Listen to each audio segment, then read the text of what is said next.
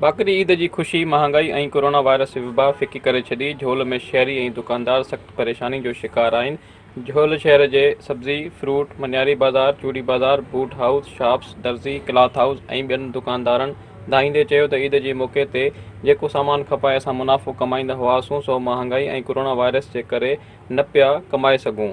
महांगाई के करे ख़रीदारी जो मज़ो अॻे खां घटि आहे। माण्हू पंहिंजे घरनि ताईं महदूद आहिनि। महंगाई तमाम घणी थी वही है। लोड शेडिंग भी तमाम घणी है। जी ईद वेझी अची आई तो हर शइ झोल में तकरीबन महंगी थी। रेट में जो है हींअर असां हलायूं पिया 240 रुपया किलो।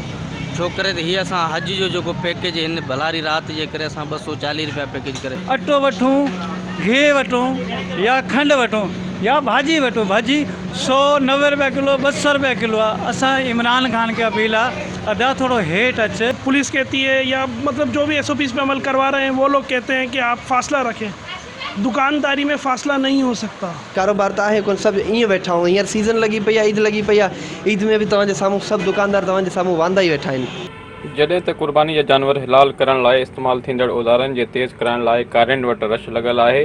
कारियुनि पिणु छुरियुनि वग़ैरह जे तेज़ करे ॾियण जा रेट वधाए छॾिया आहिनि। कैमरामैन गुलाम रसूल ख़ासकेली सां गॾु नवीद गुल ख़ासकेली, सिंध TV न्यूज़, झोल।